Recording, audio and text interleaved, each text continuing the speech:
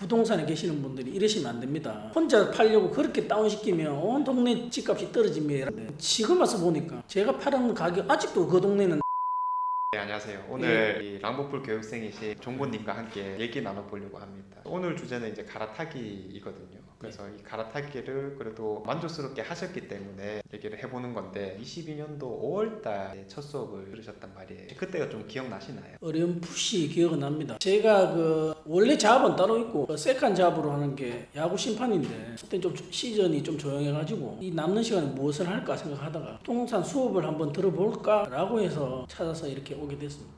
네. 기존에 살고 있던 데가 성당 레미안 이편한 세상이라고 하는 곳인데 2009년식 정도의 죽전녀 생활권 거기에 이제 잘 살고 계셨을 건데 갈아타기를 실제로 이제 좀 준비를 하게 됐단 말이죠. 그럼 거기 맨 처음에는 어떻게 들어가시게 된 거예요? 원래는 동생이 신혼 때 성당 주공아파트 시절에 살고 있다가 동생이 발령을 받아서 서울로 가는 바람에 못 살게 되고 그 사이에 재건축이 되면서 동생한테 그러면 내한테 팔아라 해서 깨끗한 집으로 일단 들어가게 됐습니다. 야, 이것도 뭐 사실 그러면 내가 공부해서 뭐 투자했다 이런 개념이 아니라 가족이 그냥 들고 있던 거를 기회가 잘 맞아가지고 사게 되었다. 마침 뭐 집도 필요하셨을 거고. 거기 오기 전에는 주택에서 부모님은 2층에 사시고 저희들은 1층에서 10년 정도 살았는데 그때는 주택이니까 워낙 추워가지고 겨울에 잘 때 네 사람 다 누워서 파카 입고 자고 이런 기억이 있었습니다. 그런데 레미안이라는 곳에 들어가니까 이렇게 따뜻할 수가 있느냐 아주 좋은 기억이 있었던 것 같습니다. 야, 그러면 이제 만족도가 사실 너무 컸을 것 같아가지고 사실 갈아타기 하는 게 쉽지 않았을 것 같다는 생각도 들고 또 가족들의 반대도 뭐 충분히 있지 않을까라는 생각이 들었는데 결국 갈아타기를 하셨단 말이죠. 예. 그때 어떤 생각이 있었어요? 원래는 그 전에도 10년 정도 살고 갈아타야 되겠다고 생각을 했었는데 집에 계시는 부모님이 야 그래도 둘째 아들 수능은 치고 옮겨야 되지 않나 라고 해서 그러면 좋다 수능을 치고 한번 시도를 해봐야 되겠다는 시점이 맨날 그 정도 시점이었을 겁니다. 이제 팔아야 되겠다는 식으로 마음을 먹고 공부도 하고 그래서 낭랑님을 찾아오게 되었던 것 같네요.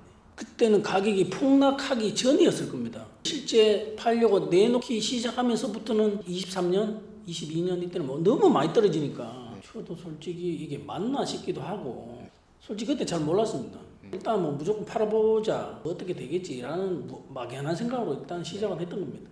저도 옆에서 팔아라고 그랬을 거고 폭락한 시점에서 사실 집주인들이 팔기가 쉽지 않은 이유가 뭐냐면 너무 많이 떨어졌기 때문에 야 이거 지금 금액에 팔면 손해다라는 생각들이 너무 강해서 보통은 그냥 좀 오를 때까지 기다리자 지금 시국에 무슨 또 집이냐 이렇게까지 많이 생각을 하는데 이게 사실 23년도 1월 달에 기존 집을 팔면서 또 청라힐스 자이라는 아파트로 넘어가셨단 말이에요. 정말 이제 바로바로 진행을 하셨는데 그 시기에 더 비싼 집을 한 6억 가까이 줘가면서 사는 거는 사실 쉽지 않았을 거다.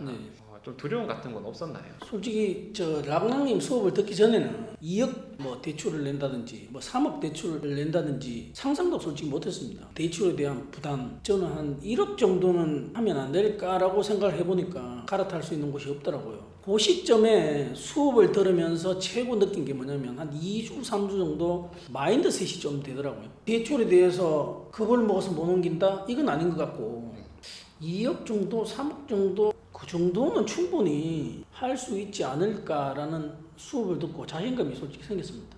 그럼 사실 뭐 그전까지는 이런 바뀔 만한 계기가 없었기 때문에 그렇죠. 뭐 그런 측면도 있었지만 이 수업을 통해서 그런 계기가 이제 완성되었던 거고 저도 이걸 뭐 이론적인 측면에서 하나 말씀드리면 대출의 안정성이라고 하는 게 뭐 대출 적게 받고 뭐 금리를 적게 받고 이런 요소가 있겠지만 이게 투자의 안정성으로 이어지지 않을 수가 있단 말이죠. 왜냐하면 이제 그만큼 덜 좋은 아파트를 사게 될 수 있으니까 이게 같은 시간이 지났을 때 과연 가치 상승을 잘 시켜줄 수 있을 것이냐 이건 우리가 항상 고민을 해봐야 되는데 뭐 가장 좋은 게 이런 나름 비수성구에서 대장도 아파트라고 할 수 있는 것을 지금 좀 싸게 잡아주면 좋지 않나 그래서 청라힐스 자이에 대한 이야기도 많이 나눴던 것 같고 실제로 또 종부님이 매수까지 하시게 되었어요. 매수를 하면서 실제 매물들을 좀 살펴보셨을 거잖아요.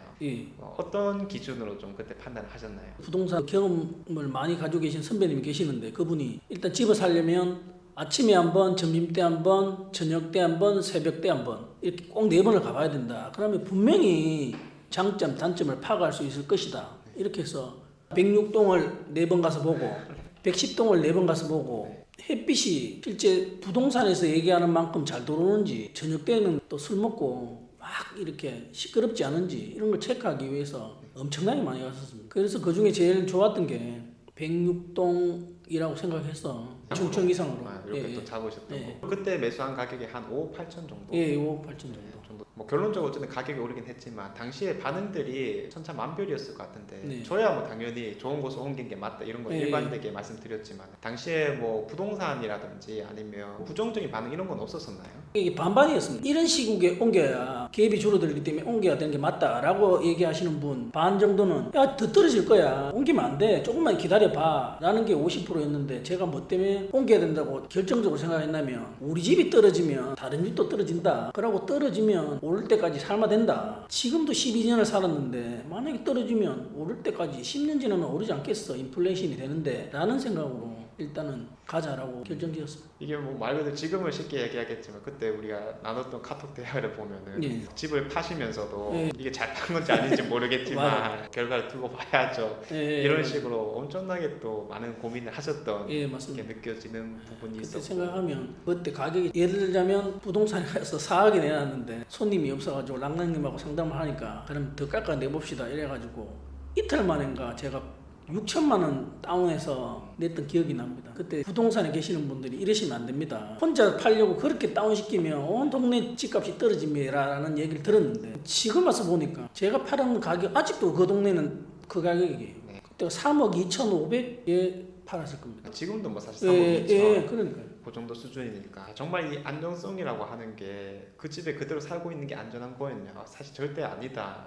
결론적으로 이렇게 판단해 볼 수 있으니까 좀 다행이다라는 생각이 들기도 하고요. 그러면 그 청라힐스 쪽에 부동산은 당시 어떤 반응이었나요? 이 집을 사도 될까 뭐 이런 질문을 하셨을 거 아니에요. 일단은 낭낭님하고 그때 수업 들을 때 얘기했던 게 일단 도원힐스테이트 쪽도 가보시고 달푸힐도 가보시고 청라힐스 자이도 한번 보시고 한번 살펴보자라고 해서 와이프랑 맨날 쉬는 날이면 임장을 다녔었는데 우연치 않게 팔고 나서 뭐 입주장이 다가오고 해가지고 거기 계시는 소장님하고 연이 닿아가지고 그 집을 가지게 되었습니다. 맞아요. 선택지라는 게 사실 많이 있다 보니까 당연히 좋은 걸 하면 좋겠지만 부담이 됐을 때는 어쨌든 그 다음 좋은 것들 가격이 좀 낮은 것들 노려 나갈 수도 있었을 거다. 그래서 이제 뭐 그중에 청라힐스에 다행히 2년이 닿아서 이제 매수까지 하셨는데 결론적으로 어쨌든 이게 2년이 좀 경과하게 되면서 가격 상승을 좀 잘했잖아요. 거의 7억 중반 정도를 좀 받아 나가고 있는 입장인데 원래 생각했던 거랑 좀 차이가 있네 어떤가요? 플러스만 되면 되지 않을까라고 생각했는데 지금 저기 다른 지역들 보면 아직도 마이너스 뭐 1억, 마이너스 5천, 마이너스 3천도 있는데 저희는 마이너스가 되지 않은 그것만으로도 어떻게 보면 감사가 소박하시네요. 정말로.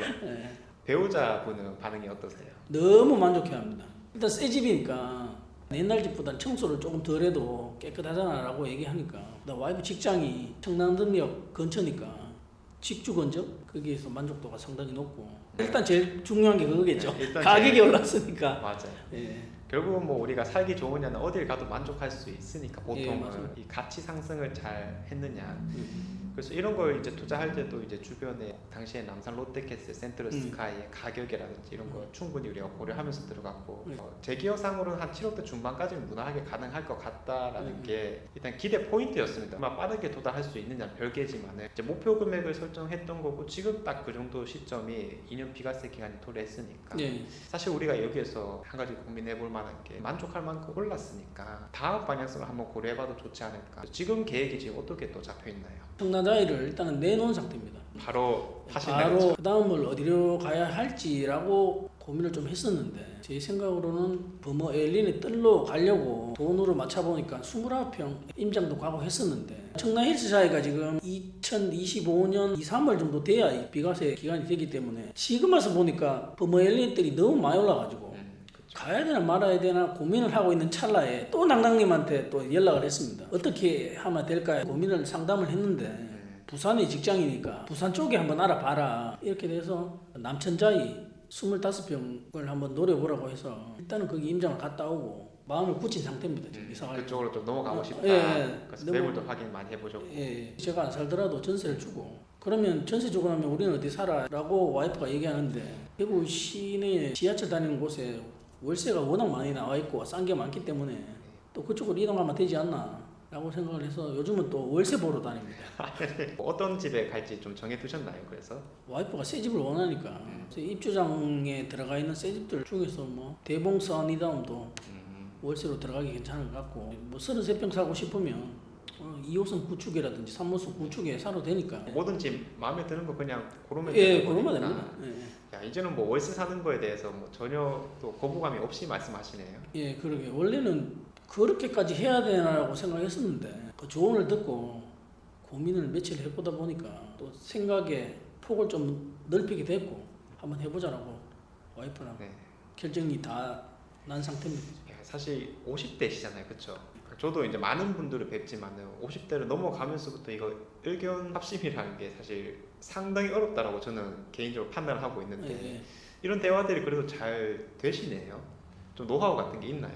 없습니다. 그냥 서로 믿고 따라와 주는 거죠.